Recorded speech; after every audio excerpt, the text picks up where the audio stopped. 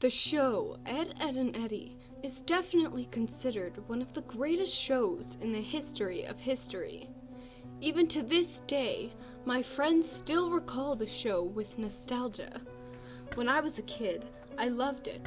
However, that would all come to an end one fateful day. What I'm about to tell you is something I, to this day, still cannot explain and has scarred me for the rest of my life.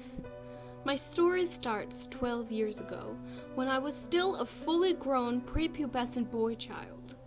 My dad took away my Xbox as punishment for burning down a church. I was very angry with him at the time. I was at a loss at what to do.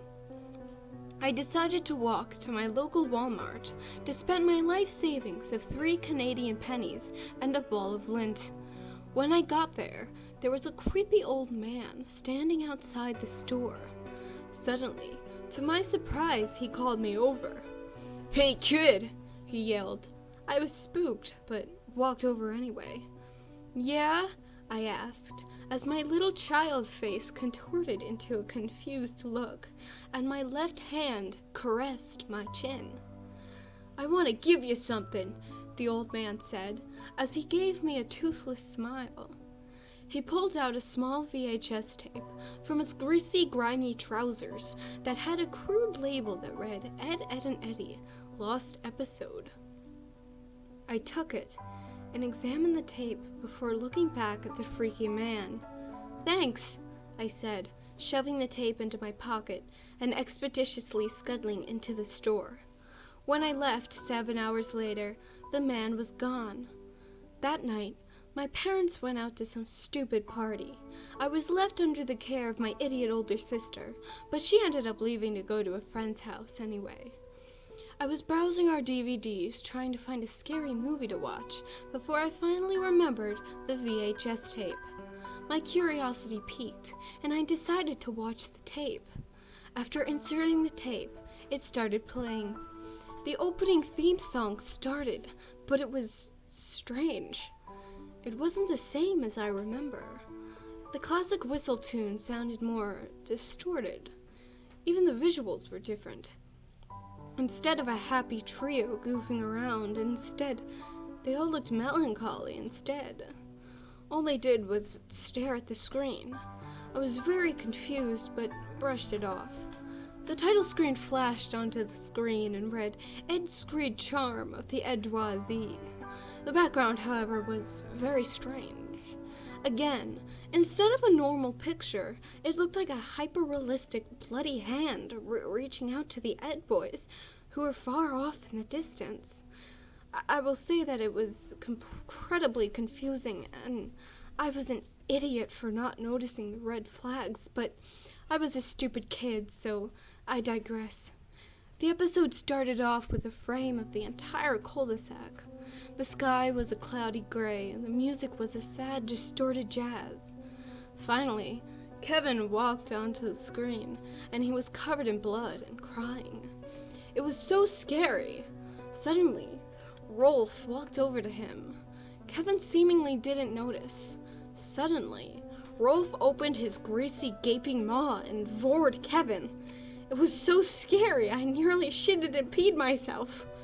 Then, the scene cut to Jimmy and Sarah. They were both looking at a fishbowl. The fish swam around for a bit before it suddenly died. Suddenly, Sarah and Jimmy's eyes suddenly became the hyper-realistic suddenly, and they started to cry blood. After 3 excruciating minutes of long, heart-wrenching sobbing, they spontaneously combusted. The next scene was of Naz. She was walking down the sidewalk before suddenly a loud, inane shrieking rang out in the distance. She began to run, and I saw Johnny running after her, waving Plank in the air. He caught up, and my eyes were tainted with the image of Johnny beating Naz to death with Plank. Finally, Plank grew hyper-realistic human arms and legs and ate Johnny. I was mortified, but Finally, the scene ended, and I was greeted with the image of Ed and Eddie sitting inside of a 1966 Ford Thunderbird facing a ravine in the woods. They were sobbing quietly, caressing Double D's hat. My one left eyebrow raised in confusion. Did Double D die? I questioned puzzledly. Finally, Ed looked at Eddie, and Eddie started the gas. Before the car drove off the cliff, Ed and Eddie held each other's hand. A Polaroid photo of all three of the Ed boys flew out of the back of the car and landed in the dirt before their 1966 Ford Thunderbird drove off the cliff and into the ravine below. I was horrified while watching, but it got worse. A bloody, hyper-realistic version of Danny Antonucci's head floated on screen. His left eye was all bloody, and his right was completely black, oozing a black substance. Hua hua hua! He laughed in a sinister way. It's me, Danny Antonucci. I'm gonna kill your parents, and then you! Suddenly, I got a phone call. I picked it up, and it was my dad. Son, he said, over the phone in which I was holding. Your mother and I are about to be murdered by Danny Antonucci, he said. I am sorry for taking your Xbox. No, Dad, I cried, tears streaming down my pathetic boy face. I never should have burned down that church. I love you. My mom and dad said goodbye, son, and then died. Meanwhile, Danny started laughing menacingly. Hua hua hua hua! Now I'm going to eat you, he smiled, showing his sharp, bloody teeth. You better start running! Suddenly, his head popped out of the television screen. Uh-oh, better skedaddle, he yelled, as Danny Antonucci's bloody, hyper-realistic head with one bloody eye and one black gooey eye chased me. I ran into the bathroom and blacked out then and there. When I woke up, I was in the hospital with my big idiot sister. Brother, she cried, tears streaming down her idiot face. I was so worried. She told me that she and the police found me passed out in the bathroom. I had apparently smacked my head across the toilet.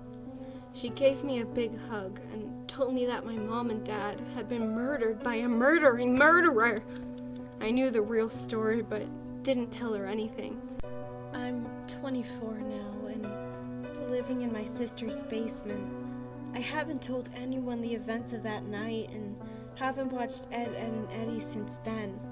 But I will never watch Ed, and Eddie again because I'm scared that perhaps if I do, then Danny Antonucci will come for me and fulfill his plans he had for me that night.